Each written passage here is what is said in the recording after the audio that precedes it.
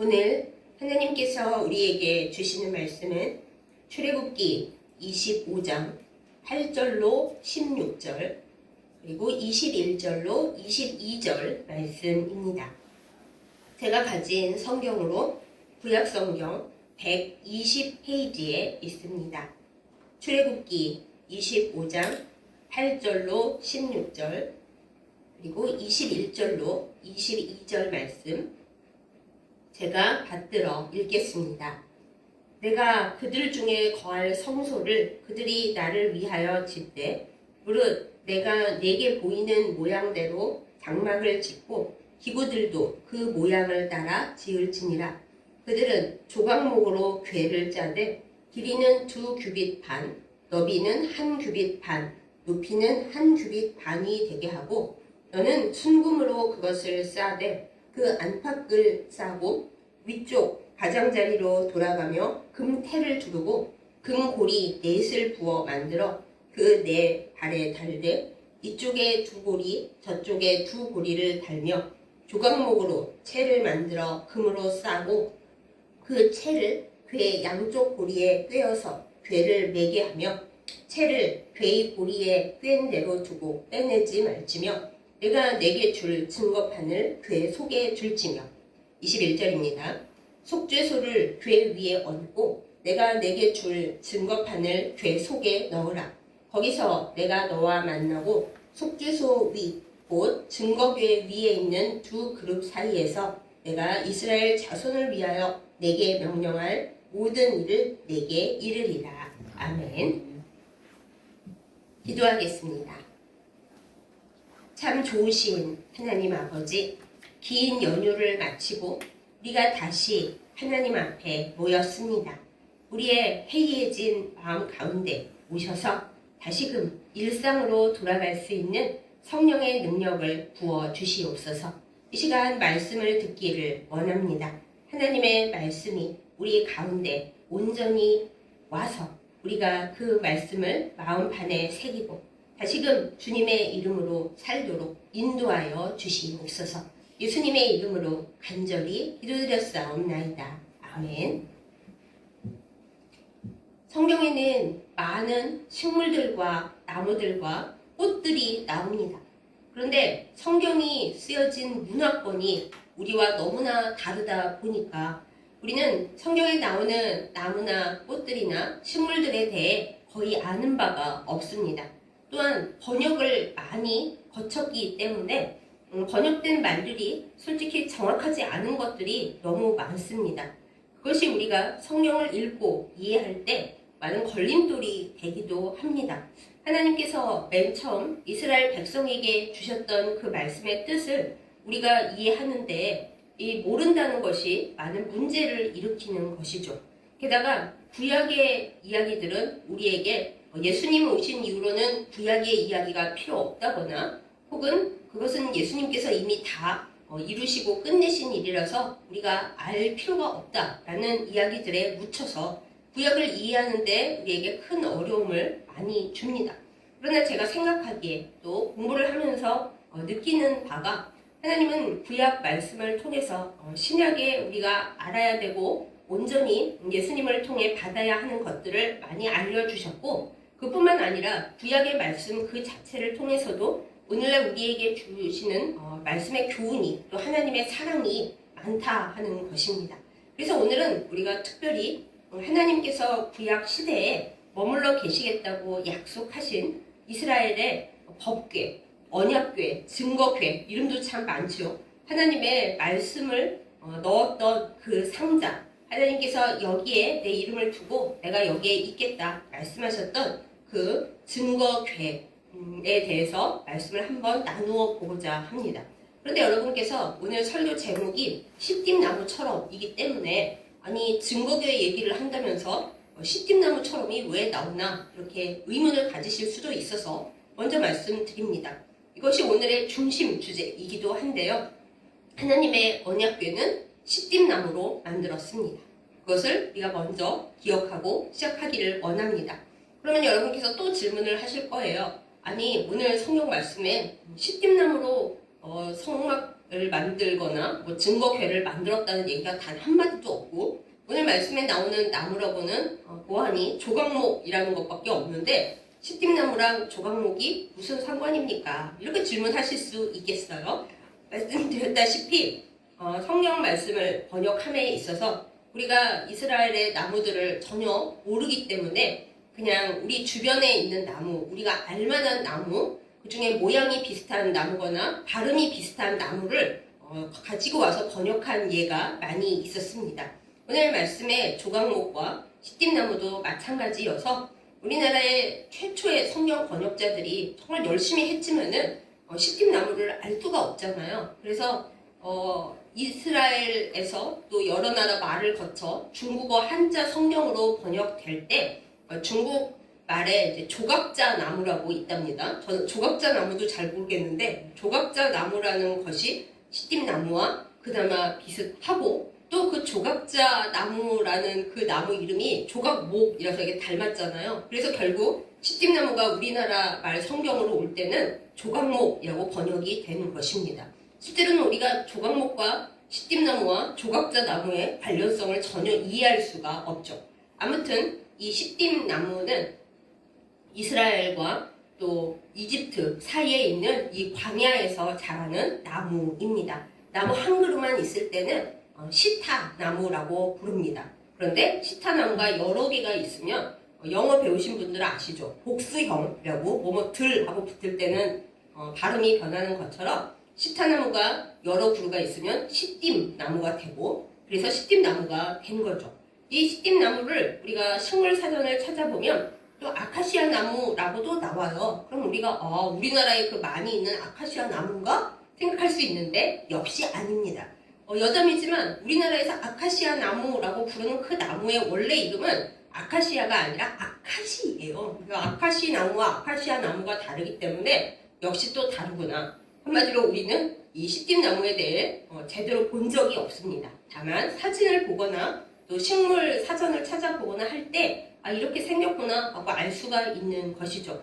그러면 하나님께서는 이 세상에 다른 나무도 많고 또 성경에 나오는 대표적으로 아름다운 나무 하면 레바논의 백향목인데 왜 하나님의 말씀을 담는 귀한 법궤를 그 백향목이나 등등 아름다운 나무로 지으라고 안 하시고 굳이 지금 우리가 찾아보기도 힘든 광야에 있는 시띠나무로 지으라고 하셨을까? 우리가 이것을 생각해 볼 필요가 있습니다. 이유는 매우 간단했습니다.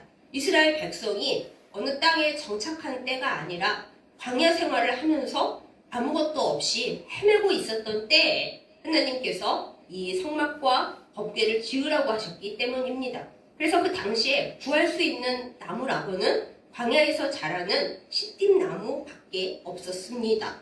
그러면 그게 무슨 의미가 있을까요? 이렇게 우리가 다시 얘기할 수 있죠. 하나님께서 그냥 아무 나무나 해서 지어라 그러신 거 아니에요? 그건 아닙니다. 시띠나무 말고도 여러 나무가 그래도 조그만하게 뭐 가시덤불도 있고 그렇잖아요. 그런데 하나님께서 시띠나무를 택해서 성막을 짓고 법궤를 지어라 하셨을 때는 시띠나무만이 가지고 있는 특징이 있었습니다. 제가 그것을 여러분께 말씀드릴게요. 시띠나무는 광야에서 자라는 나무였기 때문에 광야가 낮에는 뜨겁고 밤에는 매우 춥죠. 그리고 모래바람이 쉼없이 거칠게 불어옵니다. 그런 광야에서 자라나는 나무이니 어땠겠습니까? 일단 날마다 바람과 더위와 추위에 시달리기 때문에 가지가 굉장히 막 거칠거칠하고 모양이 못생겼습니다. 예쁘게 뻗어 나갈 수가 없는 거죠. 그리고 뿌리를 깊이 박아서 물이라도 한 방울 더 얻어 마셔야 하는 상황이었기 때문에 줄기는 레바논의 백향목처럼 예쁘게 뻗어 나갈 수가 없었고요. 키가 별로 못 자라고 뿌리만 아주 깊었습니다. 그 줄기마저도 예쁘게 곧게 자라는 게 아니라 울퉁불퉁 굉장히 못생겼다고 합니다. 또한 그 어려운 환경에서 물이 날아가는 걸 막아야 했기 때문에 나무 껍질이 굉장히 거칠고 두꺼웠대요. 그런데 그러다 보니까 장점이 있었는데 껍질이 두껍다 보니까 벌레가 그것을 찍어 먹을 수가 없었습니다. 절대 벌레 먹지 않고 오랜 세월이 지나도 썩지 않는 나무였습니다. 그리고 바람을 하도 오래 타다 보니까는 웬간에서는 나뭇결이 뒤틀리지 않도록 이 나무 자체가 훈련을 엄청나게 받은 거죠. 그래서 오랜 세월 동안 뭔가를 담고 그리고 이리저리 이동을 하고 돌아다녀도 썩거나 문제가 생기지 않을 만한 아주 못생겼지만 단단한 나무, 그것이 시띠나무의 특징이었던 것입니다.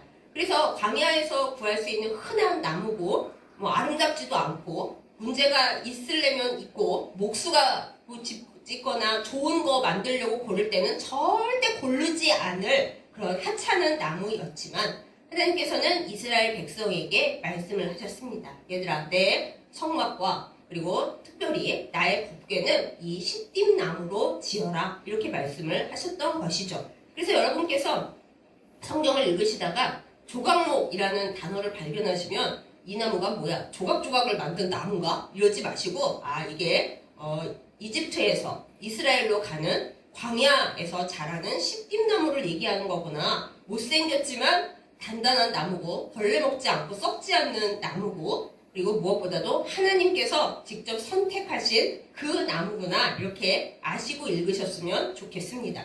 성경에는 시띠나무라고 이름이 밝혀져서 나오는 곳은 딱 두 군데밖에 없습니다. 신명기 10장 3절과 이사야 41장 19절에 시띠나무라고 나오고 그 나머지는 출애굽기에서 26번에 죄다 조각목으로만 나와요. 그러니까 조각목이라는 이름으로 26번, 그리고 시띠나무라는 이름으로 2번, 이렇게 도합 28번 성경에 등장하는 나무가 바로 이 시띠나무입니다. 하나님께서 시띠나무를 고르셨을 때 광야에는 흔하지만 사실 목재로서는 별 볼 일 없는 나무였고, 그리고 여러 나무 중에 아름다워서가 아니라 단단해서 변함이 없어서 고르셨지만 하나님께서 선택하신 나무이기 때문에 이스라엘 사람들은 이 나무를 굉장히 귀하게 여겼습니다. 그래서 이건 좀 웃긴 것 같긴 한데 법궤를 만든 나무라서 이스라엘 사람들은 이 나무로 다른 기구나 다른 가구나 이런 거는 절대 만들지를 않았고 지금도 만들지 않는데요. 지금은 법궤가 없어져서 딱히 그럴 필요는 없을 것 같은데도 만들지를 않는답니다. 근데 또 거꾸로 말하면은 그런 아름다운 가구나 기구를 만들 만한 예쁜 나무는 아니다. 이것이 또 아이러니컬하죠. 사랑하는 여러분, 우리 자신이 꼭 시띠나무 같다고 생각되지 않으십니까? 어쩌면 여러분들 중에는 나는 다이아몬드 수저와 금 수저를 물고 태어난 부잣집 아들딸이어서 시띠나무가 아닙니다, 그러시는 분도 계실지 모르겠어요. 하지만 우리 중 대부분은 금수저도 없고 그리고 굉장히 어려운 환경 속에서 태어나서 매일매일 매 순간순간 우리의 일생의 순간에 광야 같은 이 세상의 모래바람과 더위와 추위에 시달리면서 정말 하나님의 도우심이 없었더라면 어떻게 지금까지 살아왔을까 싶을 정도로 어려운 생활을 견뎌왔습니다. 그럼에도 불구하고 하나님께서 도우심으로 말미암아 우리가 많은 것을 풍부하게 얻을 수 없어서 더욱 주님 앞에 몸부림치고 기도함으로 말미암아 단단하고 웬간해서는 벌레 먹지 않는 그런 체질과 믿음을 지니게 되었고, 아무리 어려운 일이 있더라도 주님 앞에서 떠나가지 않게 주님 앞에 뿌리를 깊이 내리게 되었고, 세상 보기에는 별 볼 일도 없고 가진 것도 없고 저걸 어떻으나 싶지만은 하나님께서 우리를 하나님의 일에 귀하게 사용하여 주시는 그런 사람들로 살고 있습니다. 이 사실을 믿으시지요? 네, 여기 아멘 못하시면 우리의 삶은 정말로 헛것입니다. 하나님께서 이렇게 아무 데서나 발견될 수 있을 것 같고, 그러나 아름다운 일에는 소용될 수 없을 것 같은 우리를 친히 택하셔서 나는 너를 나의 말씀을 담는 자로 삼겠다고 불러주셨습니다. 우리가 이 사실을 믿고 아멘 한다면 여러분과 저는 시띠나무인 거예요. 하나님께서 사용하여 주신 시띠나무입니다. 그런데 이것을 우리의 마음속에 새겨놓고 하나님께서 시띠나무로 하나님의 증거궤를 만드실 때, 법궤를 만드실 때 어떤 과정을 거치셨나, 이걸 오늘 본문 가운데서 살펴보면 이렇습니다. 시띠나무가 백향목처럼 이렇게 크고 널쩍하고 예쁘고 그렇지가 않기 때문에 막 뒤틀려 있는 조그마한 나무 가지에다가 모양도 안 예쁘고 거칠고 하기 때문에 이스라엘의 하나님께 부름받은 목수들이 그 시띠나무 가지를 다 이렇게 촘촘하게 자릅니다. 그야말로 조각처럼 작게 만드는 거죠. 거기다가 역청을 발라서 이어 붙여서 널빤지를 만들어요. 널빤지를 조각으로 이어 붙여서 만든 다음에 그 널판을 다시 또 역청으로 이어서 하나님의 법궤를 만들었습니다. 그러니 얼마나 손이 많이 가겠어요. 그냥 좋은 나무 목재면 한 판에 딱 잘라가지고 예쁘게 할 텐데 그럴 수가 없는 나무였던 거죠. 단단했지만은 온전하지 못했기 때문에 역청을 발라서 손이 많이 가게 다 이어붙여서 널판지를 만들어서, 널판지가 아니죠, 널판 목을 만들어서 그걸로 다시 하나님 앞에 그 법궤 만들 이렇게 직육면체 그 어떤 모양을 만들었다라는 것입니다. 우리가 성경의 규빗을 잘 모르기 때문에 제가 우리가 쓰고 있는 요즘 도량형으로 말씀을 드리자면 이 법궤는 가로는 112.5cm, 그리고 1m가 조금 넘어요, 가로는. 그 다음에 세로와 높이는 똑같은데 67.5cm 그렇게 돼 있는 아주 별로 크지도 않아요. 이렇게 요만하게 생긴 그 나무 궤를 만든 것입니다. 제가 지금 상자라고 계속 안 하고 있는 것을 여러분 주목해 주세요. 이게 우리가 생각하는 나무 상자로 정확하게 만든 게 아니에요. 하나님께서 여기에 내가 너에게 줄 말씀 두루마리를 넣을 건데 말씀 두루마리를 넣을 그 직육면체를 증거회를 일단 만들어라 하고 얘기를 하셨습니다. 그런데 이렇게 그렇게 대단해 보이지 않는 시띠나무를 택하여서 하나님의 말씀을 담을 거룩한 그 자리, 하나님께서 이스라엘 백성을 만나 주시고 온 우주에 가득하신 하나님이 머물러 계셔 주실 그것을 만들라고 하시면서 하나님이 있는 그대로의 시띠나무를 사랑해 주시고 선택해 주셨지만 하지만 그걸 그대로 주시지는 않았습니다. 오늘 말씀에 보면은 안팎을 다 금으로 싸고 거기에다 금태를 둘러라 이렇게 말씀을 하시죠. 그리고 그것을 운반할 때 쓸 채와 뭐 이런 것도 다 금으로 만들라 이렇게 얘기를 하시잖아요. 우리도 그렇습니다. 우리가 시띠나무처럼 참 어렵고 연약하고 그리고 못생겼지만 하나님께서 택하여 주셨어요. 세상에 나보다 잘난 사람 많고 나보다 예쁜 사람 많고 나보다 조건 좋은 사람, 레바논의 백향목 같은 사람 많지만 하나님이 그런 사람 택하지 아니하시고 세상에 많이 있는 광야에서 자란 그런 나를 택하여서 하나님의 일을 하도록 불러주셨지만 있는 그대로 그냥 네 마음대로 해라 하시지는 않습니다. 오늘 말씀에 있듯이 그 시띠나무를 하나님께서 금으로 쌓아라 하셨던 것처럼 우리를 하나님께서 아름답게 만들어 주십니다. 어떻게 아름답게 만드십니까? 정금같이 입히시는 나 어떻게 입혀 주십니까? 하나님께서 하나님의 성령의 능력으로 하나님의 사랑으로 우리를 쌓아 입히십니다.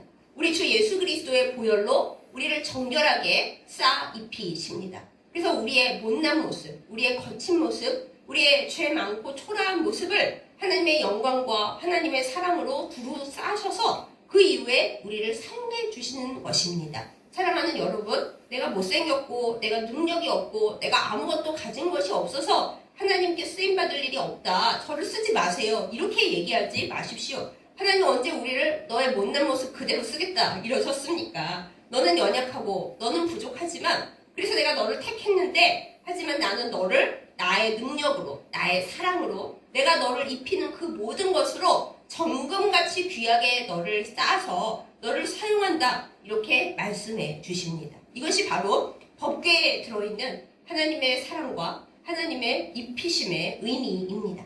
우리도 하나님께서 시띠나무 같은 우리를 택하여 주시고 정말 조각조각 잘 만들어서 하신 후에 정금 같은 하나님의 능력과 하나님의 사랑으로 그리고 귀한 모든 것으로 짜서 사용하여 주시기를 예수님의 이름으로 축복합니다.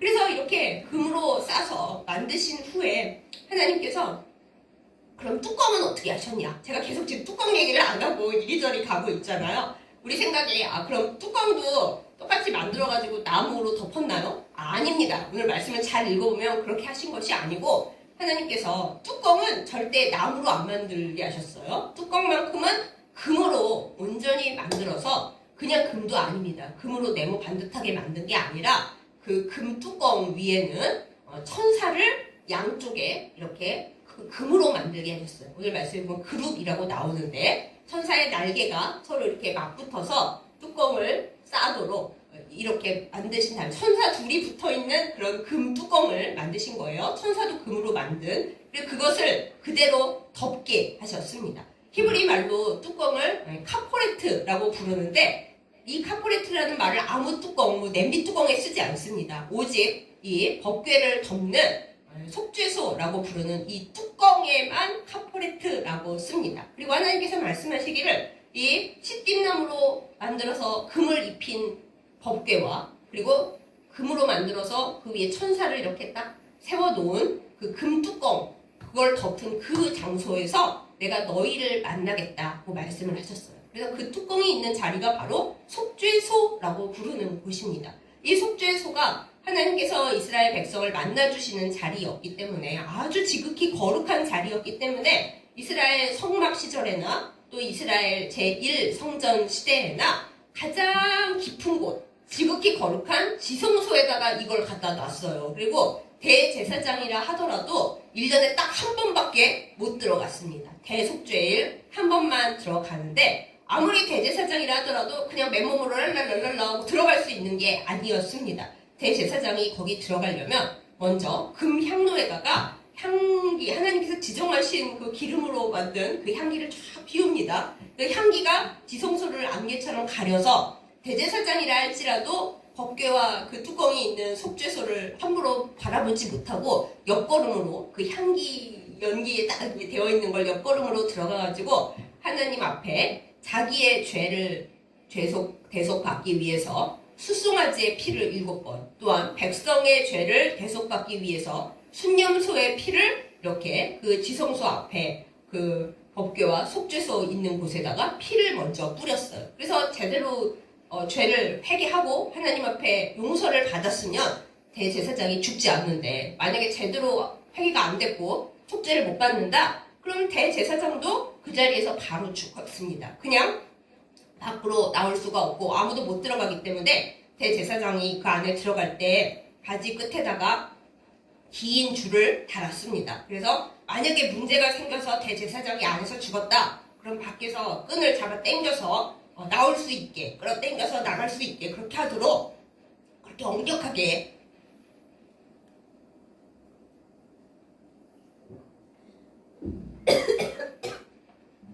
관리가 되었던 것이죠.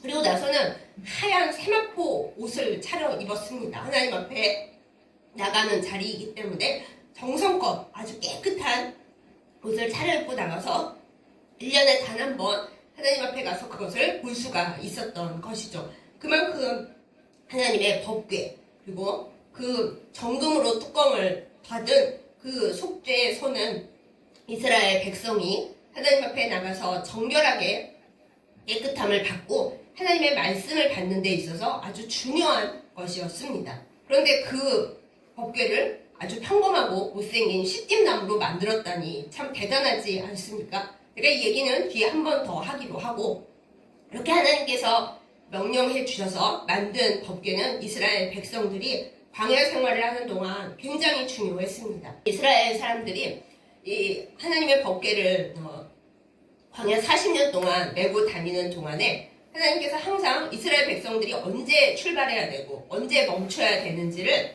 이 법궤에 임하시는 하나님의 영광을 통해서 알려주셨습니다. 또한 요단강을 건너서 가나안 땅을 정복하러 갈 때에도 이스라엘 백성들이 막 먼저 앞서서 착착착 건너간 게 아니라 하나님의 법궤를 맨 제사장들이 먼저 건너가면 그 뒤에 길이 열려서 갈 수가 있었습니다. 그만큼 하나님의 법궤는 이스라엘 백성이 광야 생활을 하고 또 가나안 땅을 정복하러 들어가는 동안에 이스라엘 백성들을 보호하고 지키고 승리를 얻게 하는데 굉장히 중요했습니다. 근데 일단 그 안에 들어가고 나서는 함부로 그거를 가지고 돌아다니면 안 되는데, 엘리 제사장의 두 아들들이 엄청난 잘못을 저질렀죠. 블레셋하고 싸우는데 법궤를 함부로 가지고 나갔다가 심지어 블레셋에게 빼앗기기조차 했습니다. 그래서 이제 블레셋 사람들은 의기양양했죠. 우리의 신 다곤이 이스라엘의 여호와를 이겼다 하면서 의기양양해서 자기들의 신전에 갖다 놨는데 어떤 일이 벌어졌습니까? 다음날 가서 보니까 여호와의 법궤 앞에 다곤 신상이 엎드러져 있는 거예요. 그래서 처음에는 뭔가 그냥 실수가 생겼겠지 하고 다시 그거를 세워놨는데 다음날에도 똑같은 일이 벌어집니다. 거기서 우리가 알 수 있는 점, 블레셋은 여호와를 이긴 것이 아니라, 다곤이 여호와를 이긴 것이 아니라 이스라엘 백성의 죄악 때문에 하나님께서 이스라엘을 그렇게 벌하셨지만 하나님은 어디에 가서 어떻게 계시든지 하나님이시다라는 것을 알 수가 있죠. 이처럼 법궤는 이스라엘 백성들에게 하나님과 함께 한다는 그 어떤 아주 중대한 의미, 그리고 하나님께서 우리에게 복을 주신다라는 의미였습니다. 법궤의 능력은 또 다음에도 나타납니다. 나중에 다윗 왕이 이 법궤를 다시 찾아서 가지고 오려고 할 때 법궤를 함부로 만지거나 들여다보거나 법궤를 원래 운반해야 되는 방식이 있는데 그걸 지키지 않은 사람들은 그대로 죽었어요. 너무 놀란 나머지 이방인의 집에 갖다 놨는데 오벳 에돔이라고 합니다. 나중에 성전 문지기로 이랬는데 그 사람 집에 있을 때는 그 사람이 하나님을 두려워할 줄 알고 잘 섬겼기 때문에 우리 하나님께서 오벳 에돔의 집에 큰 복을 허락하셨죠. 이처럼 법궤는 그냥 단순히 말씀을 담은 어떤 상자가 아니라 하나님께서 그것을 어떻게 다루냐, 하나님의 말씀을 어떻게 생각하고 하나님을 어떻게 붙드느냐에 따라서 잘하고 있는 사람에게는 복을 허락하시고 잘못하고 하나님을 경홀히 여기고 무시하는 사람에게는 하나님께서 벌을 주시기도 하는 그런 상징으로서 그렇게 존재했습니다.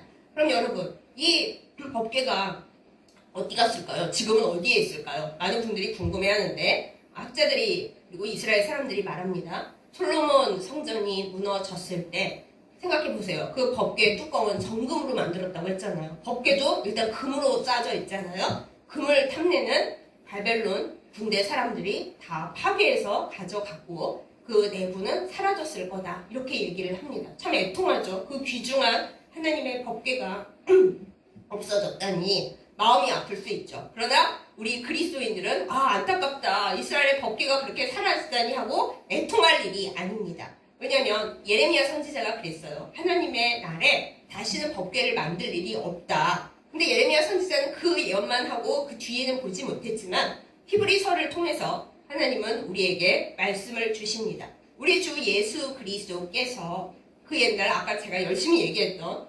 대제사장이 1년에 한 번 들어가서 하나님을 만나고 피를 뿌리고 새롭고 옷을 입고 그렇게 열심히 했는데도 회개가 제대로 이루어지지 않으면 죽을 수밖에 없었던 그 자리에 우리의 영원한 대제사장이 되시는 예수 그리스도께서 그 자리에 들어가셔서 단 한 번에 영원히 우리의 속죄를 이루시고 하나님께서 함께 하시는 그 말씀의 능력, 그 법궤가 가지고 있었던 하나님 함께 계심의 능력을 우리에게 가지고 나와서 나누어 주셨다라는 것이죠. 그래서 우리는 시띠나무처럼 하나님의 법궤를 애초에 만드는 그 하나님의 말씀의 능력을 받은 사람들이기도 하지만 이제는 하나님의 법궤의 그 모든 능력을 주님으로부터 받아서 소유하고 있는 사람들이 되기도 한 것입니다.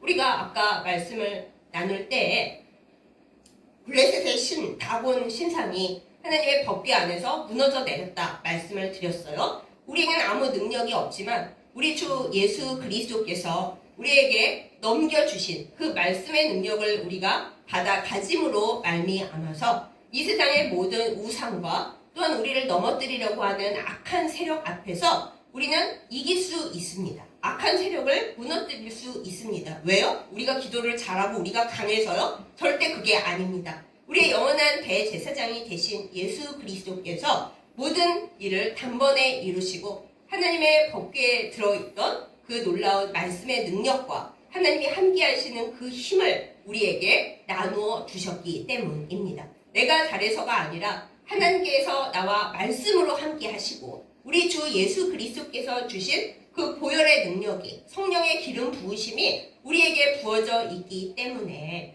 시띠나무지만 정금을 둘렀던 그 하나님의 법궤처럼 우리가 그 놀라운 일을 할 수가 있게 된 것입니다. 사랑하는 여러분, 우리는 연약하고 보잘것없는 시띠나무와 같은 사람들입니다. 그러나 하나님께서 광야에서 애쓰고 있는 우리를 사랑하시고 택하여 주셨습니다.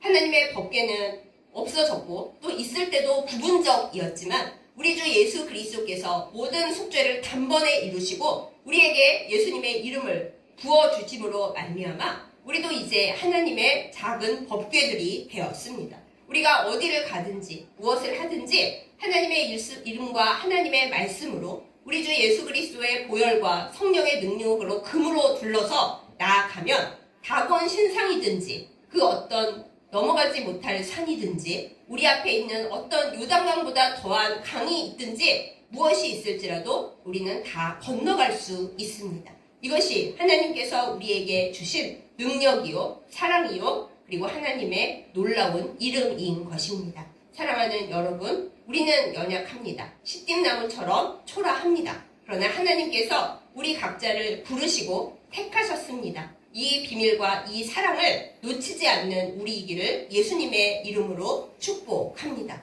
또한 하나님이 우리를 그냥 초라한 상태로 두지 아니하시고 금으로 부르셨다는 것을 꼭 기억하십시다. 하나님은 우리를 하나님의 말씀의 능력으로 부르셨습니다. 또한 우리가 그것을 우리 혼자 힘으로 감당할 수 없기 때문에 예수님의 능력으로 모든 것을 깨끗하게 하셨습니다. 그러므로 우리는 이제 어떻게 해야 하겠습니까? 구약의 말씀에 매일 것은 아니지만 구약 말씀을 잘 알아야겠죠. 하나님의 법궤는 보잘것없는 시팀나무로 만들었구나. 그런데 그 나무를 그냥 둔 게 아니라 하나님께서 금으로 다시 영화롭게 하셨구나. 그 나무가 어디를 가든지 하나님께서 함께 하시고 설령 적진에 들어갔을지라도 하나님은 거기서도 그 적국의 우상들을 다 파괴해버리시는, 법궤가 있는 어느 곳에든지 함께 하시는 능력의 하나님이시구나. 성전이 무너지고 법궤가 없어졌어도 그 이후에는 예수님을 통해서 그 모든 일들을 한 번에 다 바꾸어 버리시고 이제는 그 예수님을 믿는 우리에게 하나님의 말씀의 능력을 주시는 분이구나. 이것을 우리가 잘 알아야 하겠습니다. 사랑하는 여러분, 우리는 시띠나무 같은 정말 보잘것없는 사람들입니다. 그러나 하나님께서 우리에게 정금 같은 능력을 입혀주십니다. 우리 주 예수 그리스도의 능력으로 말미암아 우리는 하나님의 이름으로 예수 그리스도의 능력으로 성령의 기름 부으심으로 이 세상에 나아가서 승리할 수 있습니다. 내가 잘나서가 아닙니다. 다시금 말씀드립니다. 내가 기도를 열심히 해서, 내가 하나님 앞에 선한 일을 많이 해서, 하나님 앞에 내가 은사를 많이 받아서 절대 그렇지 않습니다. 하나님께서 보잘것없는 나를 사용하여 주시고 하나님의 능력으로 정금같이 입히시고 우리 주 예수 그리스도께서 나를 영원한 하나님의 능력으로 자유케 하셨기 때문입니다. 이것을 잊지 아니하고 하나님이 주시는 능력으로 말미암아 오늘도 승리하는 우리가 되기를 예수님의 이름으로 축복합니다.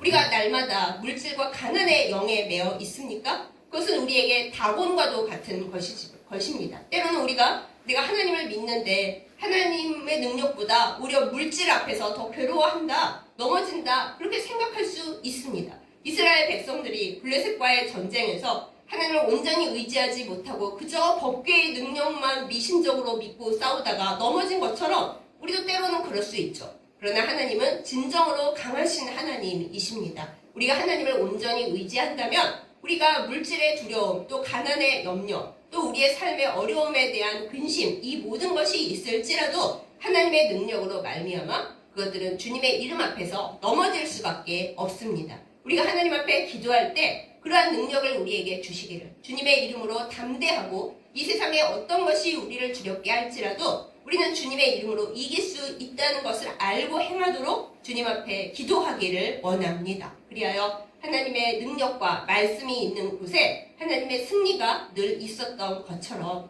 눈에 보이는 어떤 법궤나 눈에 보이는 어떤 상징물로 그것이 있는 것이 아니라 우리 각자가 하나님의 시띠나무가 되어 하나님의 금 입힌 법궤가 되어 우리 주 예수 그리스도의 이름을 받은 하나님 앞에 나아갈 수 있는 제사장들이 되어 일할 때 하나님께서 그 자리마다 역사하시고 힘 주실 것입니다. 그러한 능력을 받아 오늘도 내일도 주님으로 인하여 기뻐하고 승리하는 우리 모두가 되기를 예수님의 이름으로 축복합니다. 사랑하는 우리의 자녀들을 생각할 때도 우리의 자녀들이 시띠나무와 같다고 너무 슬퍼하지 마세요. 레바논의 백향목이 아니면 어떻습니까? 레바논의 백향목 하나님이 쓰시지만 하나님은 광야의 시띠나무들을 더 많이 사랑하고 아끼십니다. 광야의 시띠나무들이 모래바람을 견디느라 추위와 더위를 견디느라 보잘것없어지고 못생겨졌다고 하나님은 버리지 않으십니다. 오히려 그 나무들을 모아서 하나님 나라의 아름다운 일들을 하시는데 하나님이 그것을 사용하시고 기뻐하십니다. 모자란 부분 많다고요? 하나님의 정금으로 입혀주시고 사용하여 주십니다. 우리가 시띠나무처럼 연약할 때 하나님은 우리를 강하게 하십니다. 우리가 연약하고 초라하기에 하나님은 우리를 더 사랑하십니다. 이 하나님의 비밀과 하나님의 사랑의 의미를 온전히 깨달아서 하나님 앞에 기도로 나아가는 우리이기를 예수님의 이름으로 축복합니다. 하나님, 우리는 시띠나무입니다. 그래서 사랑하시는 줄을 믿습니다. 우리를 하나님 앞에서 선택하여 주심에 감사드립니다. 주님, 우리를 정금으로 둘러주시고 하나님의 말씀을 담으시고 악한 영을 이길 수 있는 주님의 능력으로 무장시켜 주십시오. 말씀으로 이기게 하여 주십시오. 이렇게 기도할 때 하나님께서 그 기도를 기쁘게 받아주시고 들어주실 것입니다. 시띠나무처럼 주님 앞에 사랑받고 쓰임받고 그리고 하나님 나라의 귀한 보물들이 되는 우리이기를 예수님의 이름으로 축복합니다. 아멘. 기도하겠습니다. 사랑하는 하나님 아버지, 우리를 선택하여 주시고 불러주셔서 참 감사드립니다. 우리가 세상적으로 멋지고 예쁘고 훌륭해서가 아니라 세상 어디에나 있는 평범한 사람들이기 때문에 주께서 더 아끼고 사랑하시는 줄을 믿고 감사드립니다. 시띠나무처럼 참 보잘것없고 평범하고 아무것도 아닌 우리이지만 하나님께서 우리를 택하셨사오니 정금같이 입히시고 하나님의 말씀을 담아 귀하게 사용하여 주시옵소서. 하나님의 말씀으로 악한 세력을 이기기를 원하오며 주님의 말씀으로 승리하기를 원하오며 이 모든 일들이 내가 훌륭해서가 아니라 우리 주 예수 그리스도께서 우리를 온전하게 하시기에 이루어지는 일인 것을 결코 잊어버리지 않게 하여 주시옵소서. 주여, 주님을 사랑합니다. 주님을 향한 마음으로 이 세상을 이기며 우리의 목표가 이 세상에 있는 것이 아니라 하나님 나라에 있다는 것을 늘 기억하고 놓치지 않는 지혜로운 저희들 되게 하여 주시옵소서. 예수님의 이름으로 간절히 기도드렸사옵나이다. 아멘. 참 좋으신 하나님, 우리에게 이 세상 모든 것을 허락하심에 감사드립니다. 우리가 우리의 삶 가운데서 다 보지 못할지라도 하나님께로부터 받은 모든 것을 알고 느끼고 감사하도록 우리의 영을 열어주시옵소서. 이 시간 하나님 앞에 드리는 예물 받아 연락하여 주시옵소서. 작은 것이지만 우리가 하나님 앞에 가장 큰 사랑을 드리는 것을 주께서 기억하여 주시옵소서. 하나님, 물질보다 하나님을 더 사랑하기에 이 물질을 드립니다. 하나님, 우리에게 필요한 모든 것을 허락하여 주옵시고 하나님 앞에서 풍요하며 주님 앞에 보배로우며 하나님께로부터 받은 그 모든 것을 베풀고 나누며 섬길 수 있는 복의 통로로 삼아 주시옵소서. 예수님의 이름으로 간절히 기도드렸사옵나이다. 아멘. 이제는 영원한 대제사장이 되어 주셔서 단번에 영원히 우리의 죄를 속하시고 하나님 앞에 말씀의 전달자로 삼아주신 우리 주 예수 그리스도의 은혜와 우리를 지극히 사랑하사 시띠나무와 같이 보잘것없고 평범하고 그리고 연약한데도 택하여 주신 우리 아버지 하나님의 지극하신 사랑하심과 그리고 늘 우리에게 기름을 발라주셔서 하나님의 말씀을 따라 살게 하시고 모든 악한 것들과 싸워 이길 수 있게 하시는 성령의 인도하심과 교통하심이 이 시간 말씀을 듣고 비록 우리가 시띠나무처럼 연약하고 보잘것없지만 하나님의 능력으로 정금같이 입혀지고 그리고 하나님의 말씀을 담아 어디에 가서나 넘어지지 않고 주님의 능력으로 싸워 승리할 것을 믿고 결단하는 예배드린 모든 주의 백성들 위해 이제부터 영원까지 함께 하시기를 간절히 축원하옵나이다. 아멘.